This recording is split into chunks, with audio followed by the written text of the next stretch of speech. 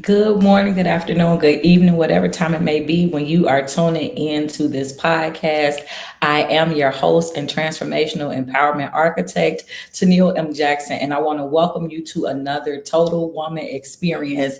This is where we talk all things pertaining to women, marriage, motherhood, ministry, and me time specifically. But if you are a woman, truly you belong here. And we want you listening to this podcast as the entire point behind it is to help to keep you encouraged, uplifted, edified, and empowered. And so today we have a great discussion for you. And the topic is the cost of being the glue. And I know that that is something that so many women can relate to. But before we jump into it, I definitively want to encourage you guys to support me by going and follow me across social media. So if we are not already connected, please let's do so today. Whether you go to Facebook, Instagram, LinkedIn, TikTok, or YouTube, please go ahead and connect with me. And if you are not already subscribed to me on YouTube, then just click that button.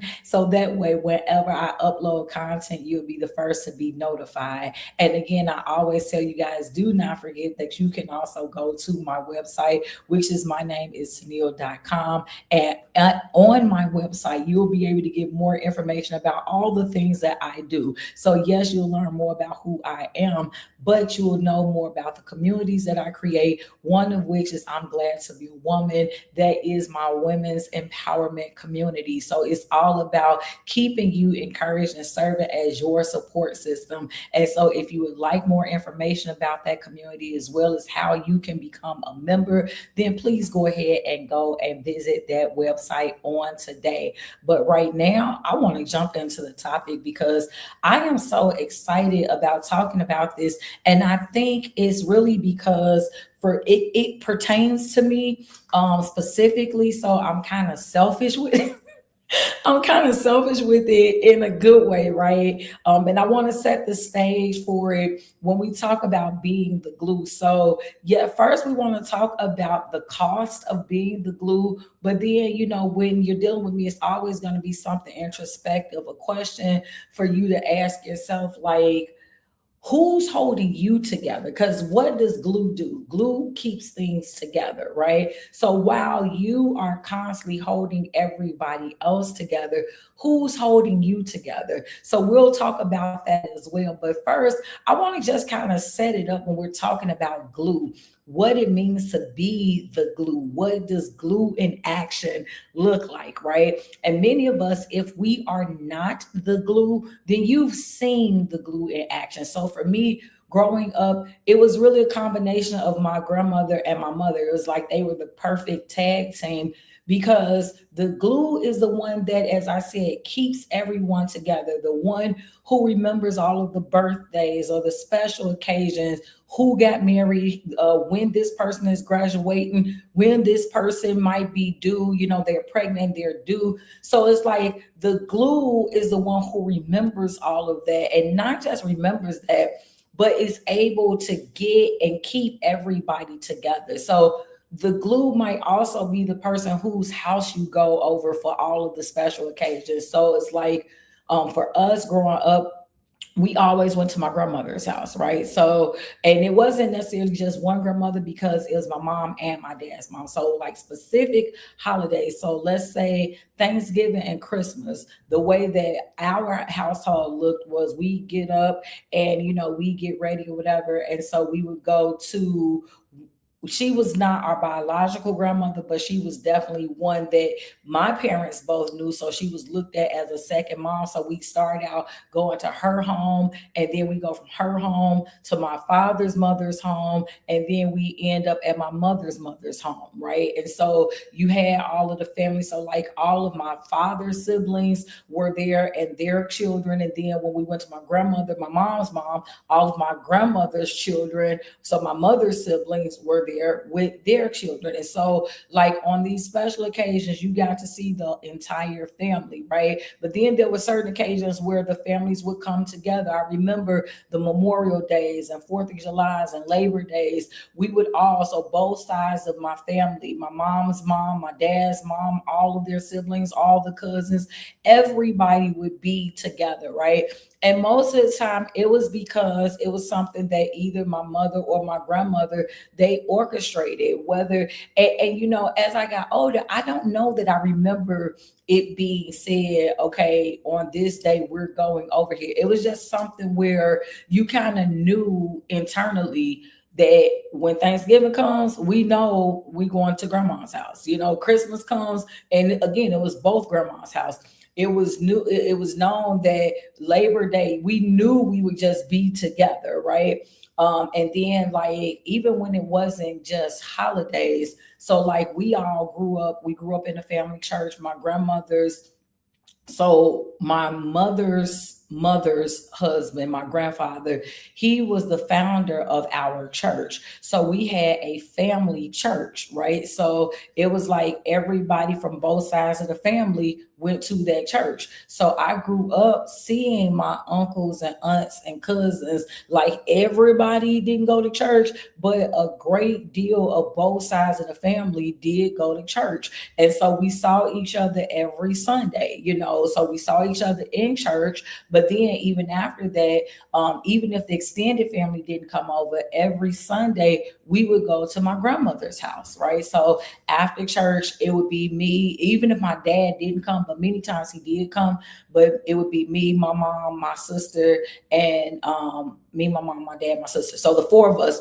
we would go to my grandmother's house. Now, at my grandmother's house at that time, two of my aunts lived with her because those aunts are more so, we were raised more so like sisters than aunt to niece because we're around the same age group. Hush and hush again. My mother and my grandmother were pregnant with my sister and her daughter. So they were pregnant at the same time. So leave that alone and let it be. Just know that that's what it was. Okay.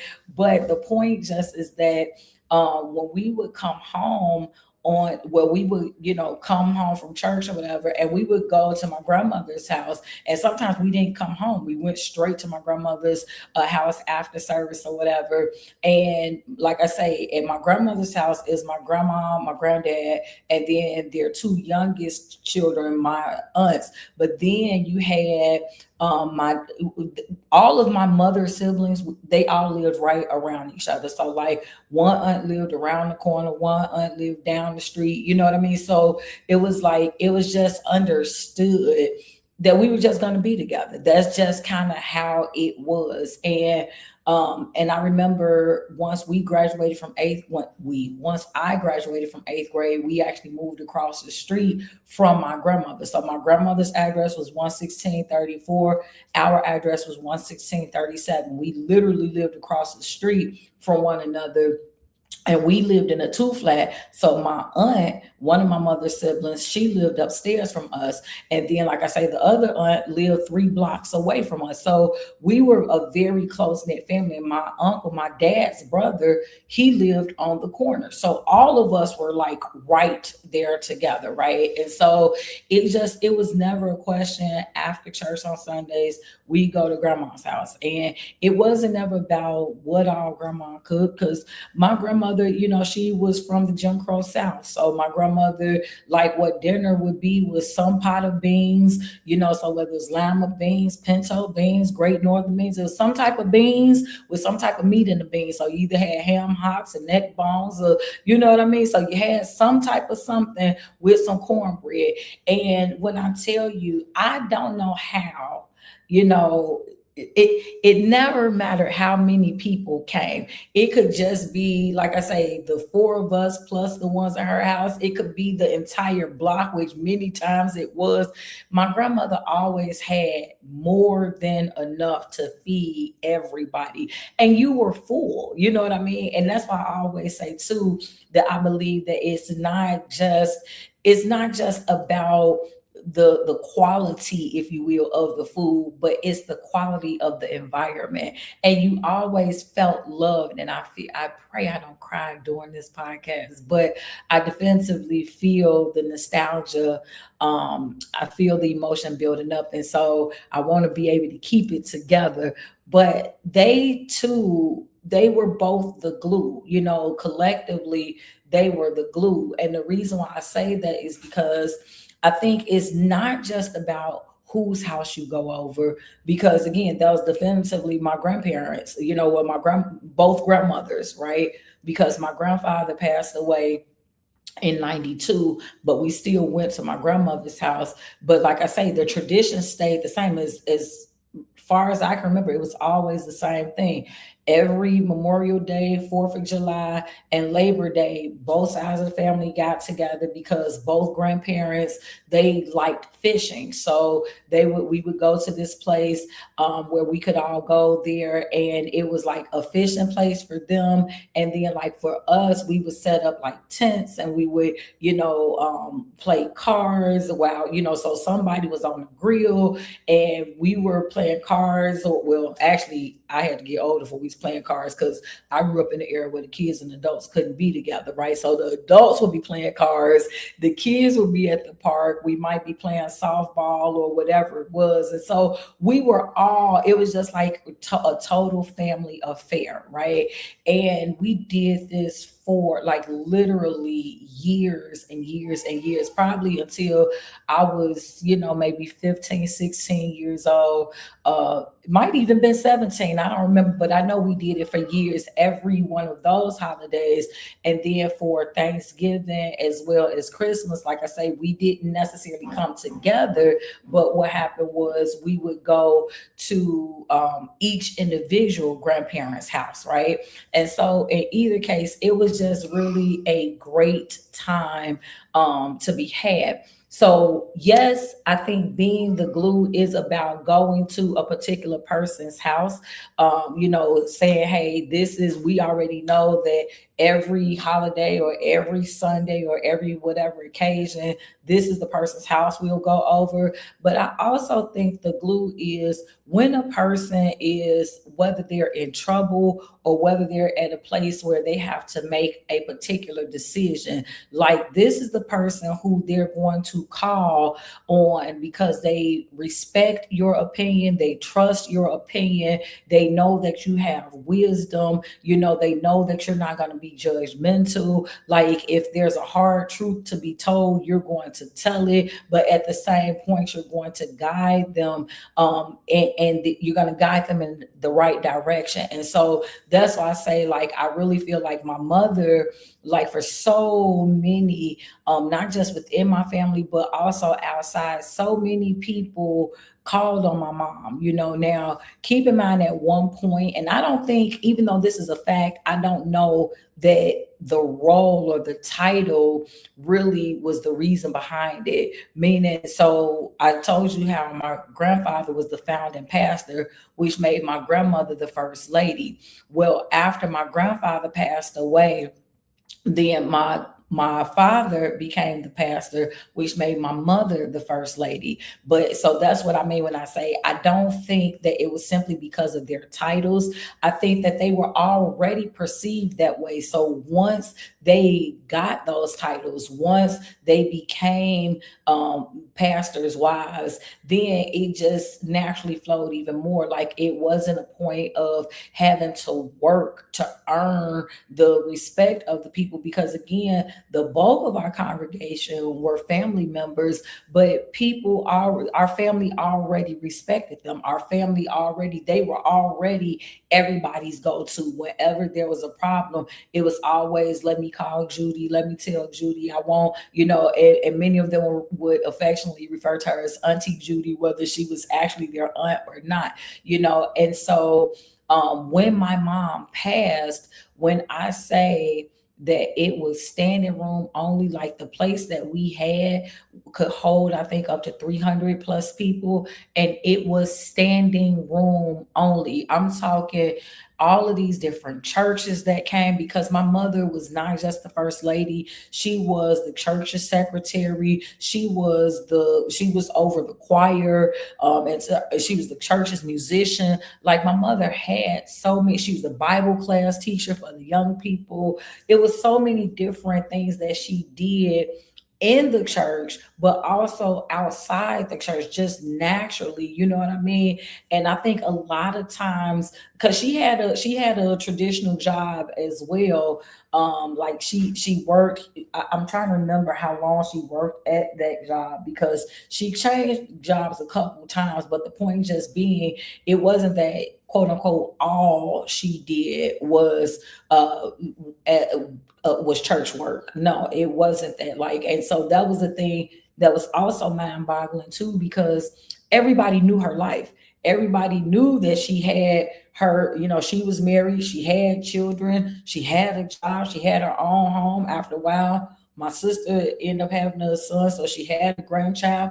So it was like she was doing all of these things, and she was able to balance all of this stuff, and she was able to so graciously welcome other people, you know what I mean? And so it's like, what was the cost for her? Now I wish this would have been a direct conversation that I had the pleasure of having with her. But what I can tell you that I can gather, just being there firsthand, there was so many things that my mother said, dreams that she had, things she wanted to do, that she really had to sacrifice. She had to sacrifice for the ability to be there for other people. And I don't think that we always look at the cost of being the glue. So now this is where it's all kind of coming together, what I'm talking about, what today's topic is going to be, because there definitively is a cost of being the glue. And before I jump into it even further, again, I want to take a quick moment to remind you all to connect with me across social media if you have not already done so, whether Facebook, Instagram, LinkedIn, TikTok, or YouTube. You can find and follow me at My Name is Tennille. And once you get to YouTube, please click on that subscribe button so that way you can be notified whenever I upload new content. Also, I want to make sure that you guys remember to go to the website, which is mynameistennille.com, because not only will you learn about the various communities that I've created, but you'll also know more about the upcoming events that I have, everything that I've made, from my books to my merchandise to my films. You'll be able to see and learn more about that, know how you can support that, and you can find out about how you can work with me. And I typically work with authors, other creatives, and women. And so if you see any of the things that I'm doing and you're like, man, I would really love to work with her, I like what she's doing and I would like to do something similar, or I have my own brand, my own business, my own ideas, thoughts, books, whatever, and I just need some guidance, I would love to work with her. Then again, that is your primary reason for wanting to go and check out that website, which is mynameistennille.com. And so again, if you are just tuning in, I want to welcome you to another episode of Total Woman Experience. And today's topic is the cost of being the glue. The cost of being the glue. And so the first part of this, I just kind of set up what it means to be glue. What does that look like, right? And so now what I kind of want to talk about is the actual cost of it. So in other words, what is the sacrifice? Because that's really what it boils down to when you become the glue. And sometimes there are some people who say, man, I want to be that. And then there are some people who just look up and they are that. And so when you look up and you are everybody's go-to, whether you ask to be or not, you look up and you're everybody's go-to. What does that end up costing you? You know what I mean? What does that look like in real time? And the fact of the matter is that many times the cost is a personal sacrifice, right? And how I can really connect to this is not just by seeing my mom be the glue, but definitively within my family. I don't know, I'm not saying the extended family, but so I would say within my household, and some would probably say within my church. I have become the glue, right? And I remember it's so funny how you can pray for something but not really realize that that's what you're praying for, or not realize what the answered prayer will look like. You know what I mean? And I remember saying, not I want to be the glue, but I remember saying I really would love to be like my mom. I always admired my mother, always. Like, to me, there was none greater, like to be someone who had the grace, the elegance that she had. And it wasn't, the unfortunate truth was that it wasn't until my mom passed away that I really understood more about her sacrifice, because my mother was relatively young, right? My mother was 45 when she passed away. I just turned 46. So what my point is in saying that is, like, I'm looking like, wait a minute. So when I was this age, my mom was only this age, because now it paints a fuller picture. You know what I mean? Because I know the things that my mother was doing. So, like, if my mother is 23 years older than me, when I was 12, that means she was only 35, and I know at that point she was already a first lady. And so you're already carrying all of these different responsibilities. And I don't think that people understand the sacrifice that comes with being the glue. Like, people may be on the outside, like how I was, like, oh, my mom is so revered and everybody loves her so much. And she never complained. She never complained about how often her phone would ring, or the doorbell would ring, or people may come over because they just needed to talk to her, or they needed her advice, or, she used to do taxes, so they needed help with that. Like, she never complained, whether, again, it was at home or even at church. Like, and she always made us feel special. Like, it was never like, okay, all of these people came before us. Because even though, like, we defensively knew we had to share our mama with everybody, right? But she still made sure that she kept me and my sister feeling special, and it's like, I just loved, I'm like, man, because everybody loves my mom. And so for me, I always just want to be that baby. But I didn't understand. I didn't understand what I was asking. You know what I mean? Like, because there is definitively a sacrifice that has to be made when you are the glue. Why? Because if you are the one that's taking care of everybody, that's doing for everybody, that's the go-to for everybody. I kind of, within my household, I say it like this: I'm living everybody's life with them. So every time somebody calls and they need something, mama's right there, or wife is right there. Like, I'm always there. And so what does that mean? If I'm there for you, then many times it means that I'm not there for myself. You know what I mean? Think about it. We're only one person. How can we be in two places at one time? But when you are the glue, you figure it out. Many times you find out how to be multiple places at the same time. You figure out how to do it. And especially now that, hybrid is a thing, virtual and in person is a thing, you figure out how to schedule things ahead of time. You know what I mean? Like, so you just figure out how to do it, how to do everything all at once.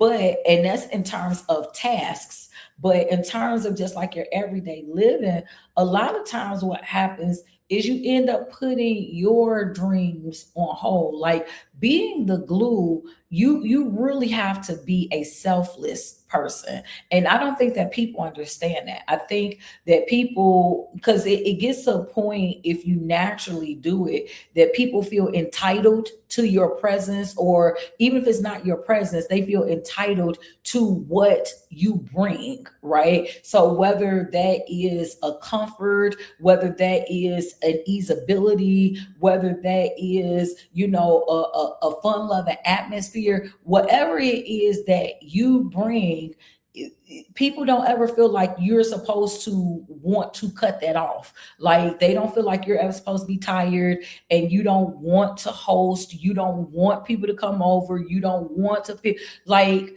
it's always well, we go to your house, or we need you to do this, or you always do that.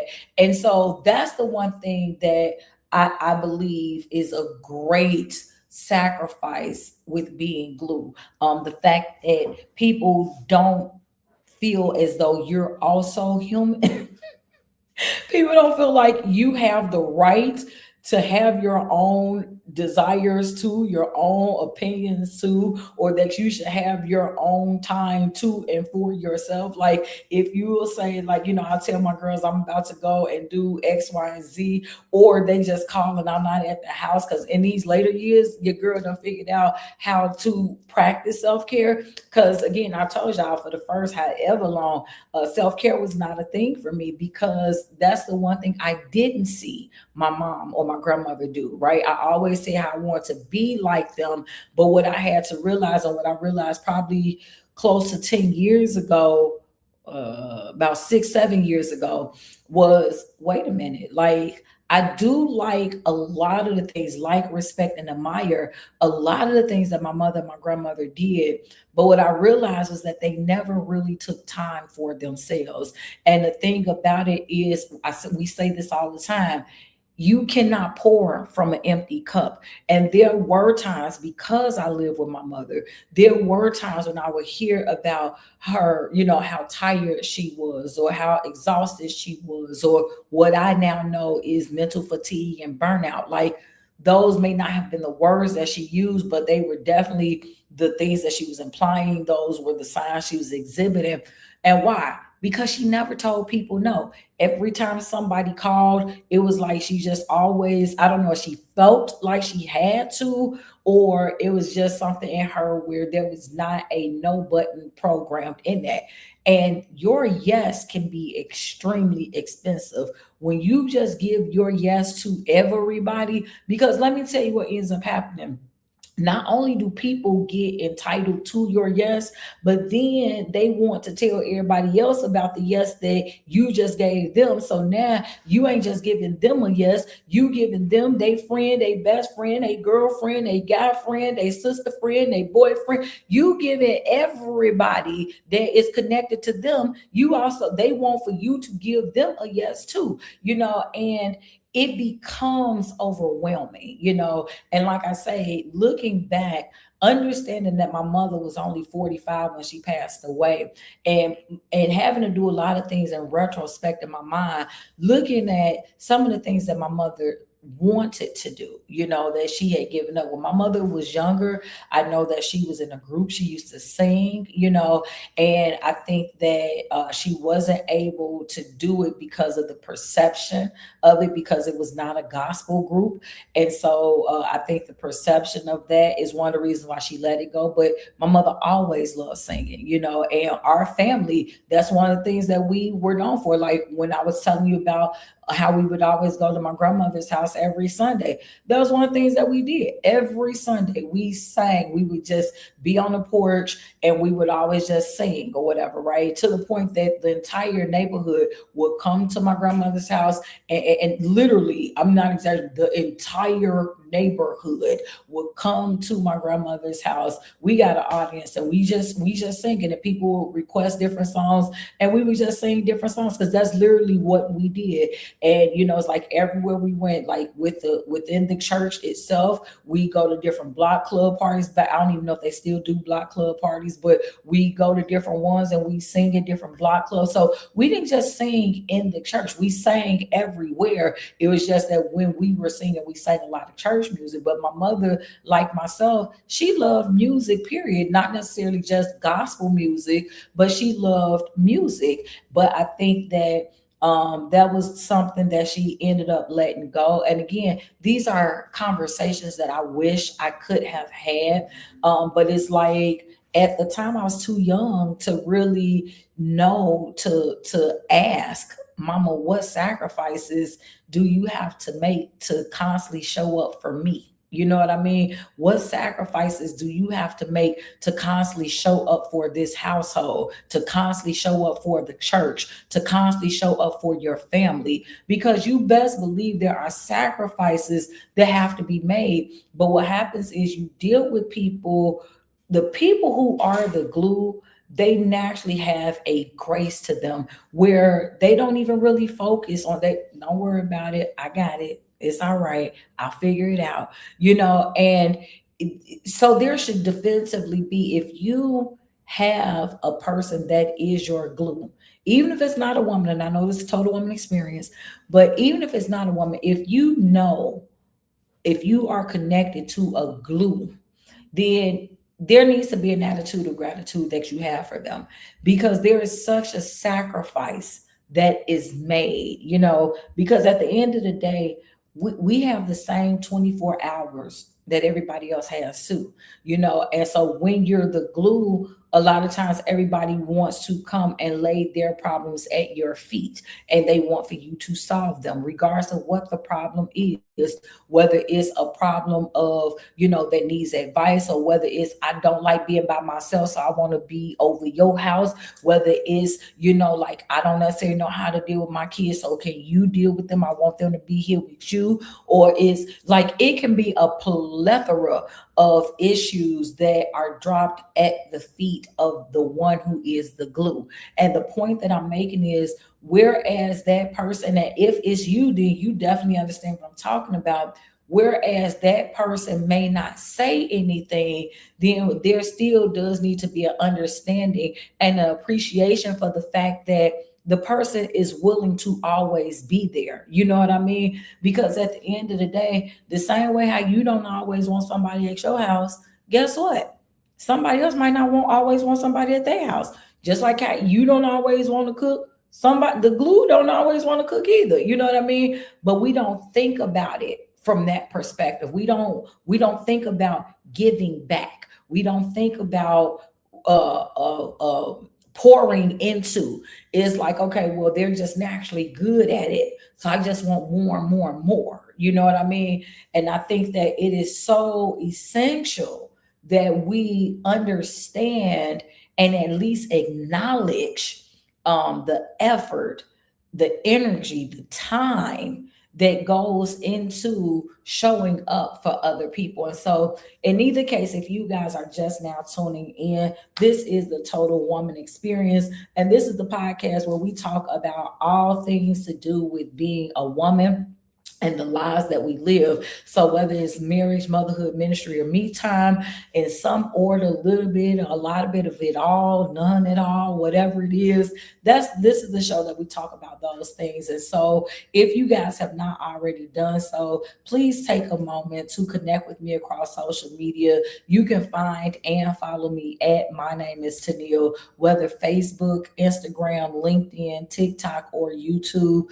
You'll be able to find and follow me. And then on YouTube, if you would take a quick extra second just to hit that subscribe button, so that way, whenever I post new content, you will be notified. And also, do not forget that you can go to my website, which is mynameistenille.com.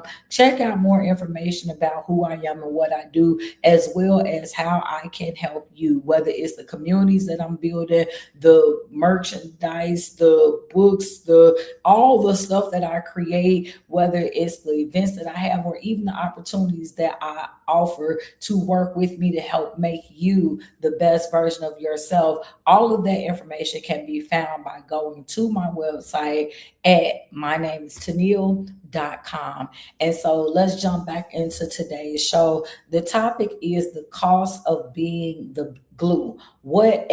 So the first two segments, we talked first about what it looks like to be the glue, because I know some people may not have heard of that term before. And so I just wanted to paint an accurate picture of what it looks like to be the glue, so that might be you, and it might be somebody else that but the glue is that person who pretty much keeps and holds everybody together, whether it's keeping up with everybody's schedules, knowing, who got a track meet on this day, knowing whose honor roll assembly is this day, the graduations, the birthdays, the weddings, the anniversaries. That person keeps up with pretty much everything that's going on with everybody. The glue is also the person that everybody comes to. Maybe this is the person that everybody confides in. We trust your opinion. We know that we can talk to you without being judged. We know that you're going to give us great advice. You're going to guide us in the right direction.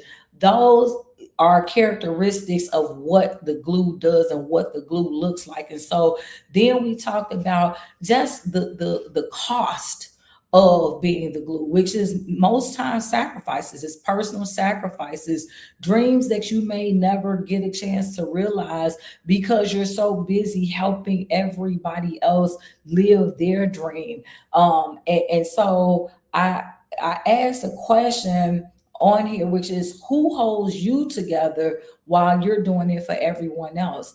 And so here's the thing that I think this is what the last segment will be about. I want to address that. Who holds you together while you're doing it for everyone else? And I want to answer this in two different ways. I alluded to it at the end of the last segment, which was, when you identify the glue, you need to have some type of attitude of gratitude toward that person, to understand that you are not entitled to that person's space, their time, their energy. It's simply because of who they are that they continue to extend themselves. But if you are not paying, so like, let's say there are a lot of people who have coaching services or self-improvement or development businesses. So like, when you're paying somebody to do these things for you, to hold your life in place, to help guide you through life, navigate through circumstances, when you're paying for that, that's one thing. But when people are freely giving of their time, their energy, their resources, whether you ask or you don't, there needs to be an attitude of gratitude. There needs to be a sense of appreciation. There needs to be, man, like, recognize what this person is giving, just so that you can be happy, just so that you can have what it is that you want. Because this person could just as easily say no, just like other people probably did. This person could just as easily tell you to figure it out on your own. But because you've gone to different people, or maybe you didn't even have to go to different people because this person exists, whatever the case may be, let's have enough decorum about ourselves to be able to appreciate what's being given to us. I remember being young and I was always grateful to my mom. I would always say thank you, because even at a young age, I realized that my mother didn't have to do for me what she was doing. And watch this, she was my mother. For some of you, there are people who may not be your natural parent, but they are still serving in that capacity for you. So the least you could do is to show gratitude, to not feel like there's a spirit of entitlement, like they just have to open their doors, they have to be here, they have to share that, they have to give this, they have to do that, because they don't. They don't. The same way that you probably don't do it for other people, they don't have to do it for other people either. And so we have to be able to understand what is going on there, And so to me, I've always been perplexed when people have that spirit of entitlement. Like, you're not paying me to do this. You're expecting that I will, just from the graciousness of me, you expect that I'm supposed to just always say yes, that it's never supposed to be a no.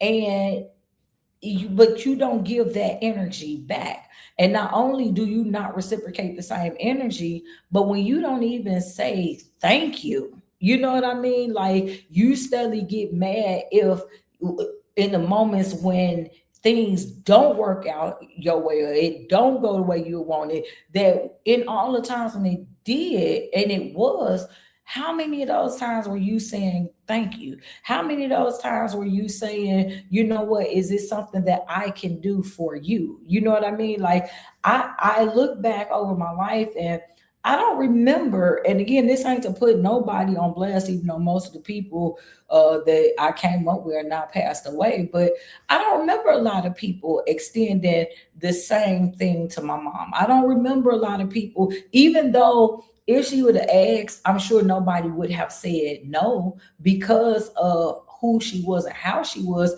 But my point is, I don't remember people volunteering, let me step up or step in or do this same thing for you that you do for me. Now, if she came and asked and said, hey, can I come over for a little bit?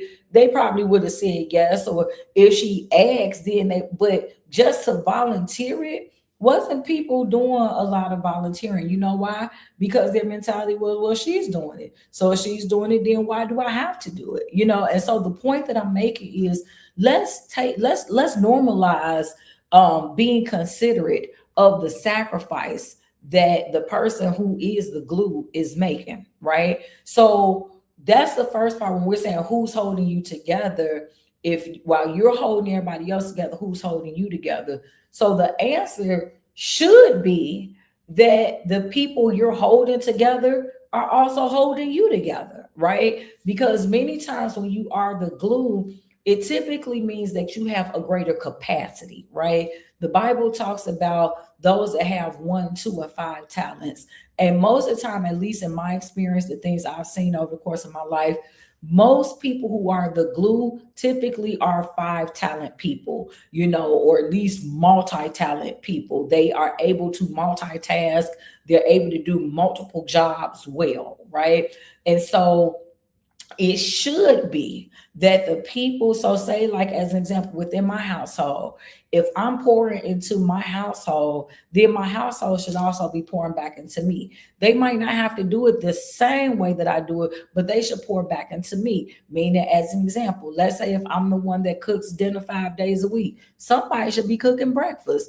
If like, let's say if I normally, get up and I don't know, if I take you over here, then if I need somebody to take me over there, somebody should be willing to take me over there. Do you see what I'm saying? So the point is, if you are pouring into others, if you are holding other people together, then those people should also be pouring back into you. They should also be helping to keep you together, right?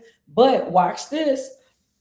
And this is the one that if you're not sitting down, sit down, because especially if you're my age or older, like I say, we grew up being taught, or whether we were not taught that self-care is selfish, we were not taught that self-care is necessary. Right? We were taught that our job was to take care of everybody else. We were not taught to just take care of ourselves. But that's the answer. If nobody else is pouring into you, the answer is not, will you just continue to be empty? No, baby. If nobody is pouring into you, then you find yourself important enough to pour back into your own self. If nobody is giving to you, then guess what? You find enough time. Look, we gonna put this on pause.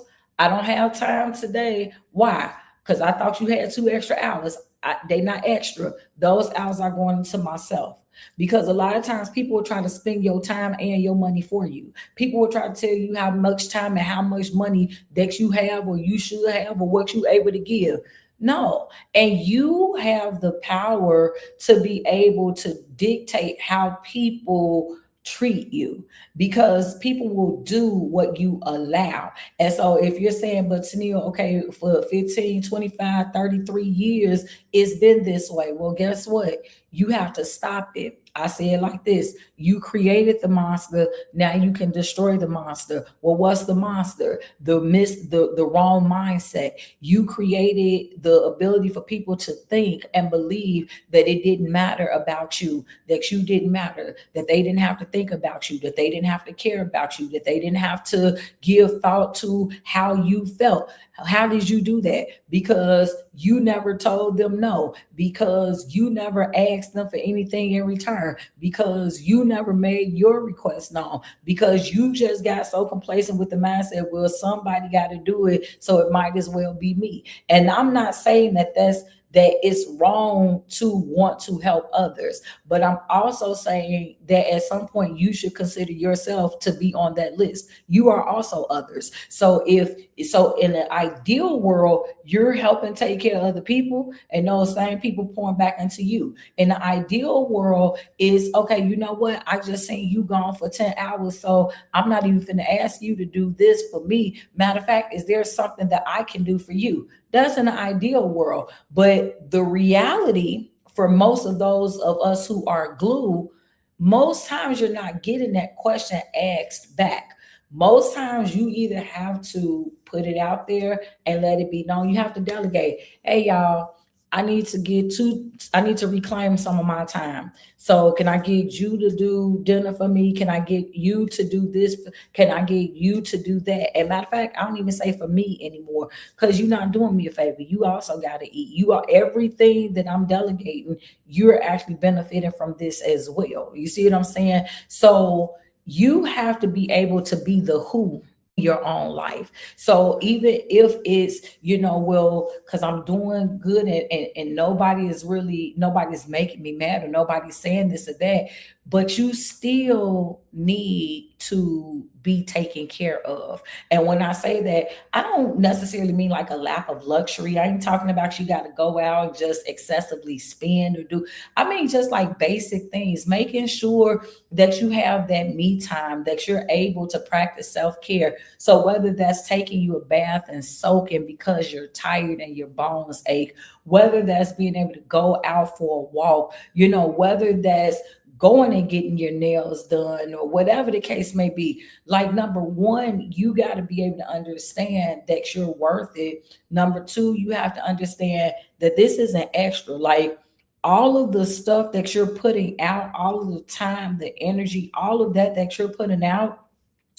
it's called maintenance. You know what I mean? Like, you would not expect a car to run and run and run and run and run without needing at least a fill up. Like, you need more fuel, and a lot of times you gonna need some more oil. Your oil got to be changed. You know what I mean? Like, sometimes you need just a regular tune up. Your brakes ain't good no more. You can't just keep on running. That's a machine. You're not a machine. So you have to be the who. The same way that you put in the time and energy, you learn what works for everybody else. You learn what everybody else need and what's good for everybody else. Take some time and spend it with yourself. Take some time to learn more about you and the things that you want and the things that you like, so that when somebody say, well, what do you want for your birthday? Be able to answer that question. Don't say, oh, well, that's okay, you don't have to get me that. No, because if you've taken all of this time to pour into them, and now they're starting to realize that, you know what, it should be reciprocated. I'm in a place now where I'm able to reciprocate. Let them. Like, sometimes we're in the predicament we're in because of our pride, because I don't want for nobody to feel. It's not wrong, because I can't think of exactly how I'm trying to say it. But the bottom line is, it's not wrong to accept, not even help, because it's definitely not wrong to accept help. It's not wrong to let people appreciate you. It don't make you conceited or boastful, whatever. It is what it is. If you know that you've put out all of this over the years, you've poured and poured and poured. Sometimes when we're doing it because, like, for example, with our children, when they're babies and, toddlers and then tweens and stuff, they can't do anything. But once they have grown up, so they're 18, 21, 25, 30, guess what? Now all the things that you've poured and poured and poured and done and done and done, now at this point, the stuff should be sticking. So now it should be a point where they're coming back and saying, you know what, I want to do this for you. Let them. Okay. I don't care if they want to cook breakfast for you or cook dinner for you, or they want you to come out to breakfast or brunch with them. Go. Let them pay for it. Because how many years did you pay? How many years did you do breakfast? How many years did you cook dinner? Do you understand what I'm saying? And even that's just, I'm saying with children, but even if it's beyond people in your household that you're being the glue for, if somebody wants to pay homage to you, they want to say nice words to you, accept them. A lot of times we will turn down appreciation thinking that that's modesty. You don't have to do, like, it's nothing wrong with telling somebody thank you for doing something nice for me. You know why? Because you didn't feel that it was wrong all the years and decades that you was doing it for somebody else. You were not saying, oh, well, I'm hoping that they won't look at it as being wrong. It was just in your heart to do. And other people received it and it was not a problem. So when somebody else starts seeing, oh, you know what? Now I'm in a place where I can pour back into him or her. Because again, this is total woman experience, but I do know, in fairness, there are some men who may be the glue in their family. So this even goes to you. If you are the glue, when people get to a place where they're, whether they're responsible, they're able to be back on their feet, they're whatever, however you want to say it, and when they get the ability to give back, pour back, reciprocate on whatever level, then you should appreciate it and you should accept it and just say thank you. Don't try to talk them out of it and, well, no, you ain't got to do that. Of course, they know they didn't have to because probably for many years they were not doing it. So now when they get to a place that they can, let them. Why? Because you're worth it. So anyway, this has been another Total Woman experience, and I hope that this has helped you, helped encourage you, empower it, uplift, or inspire you in some regard. And I hope that if you are the glue, continue to be the glue, because truly nobody can probably, I won't say they can't do it without you, but it's better with them being able to have your support. So just know it's nothing wrong with supporting others, but just be sure you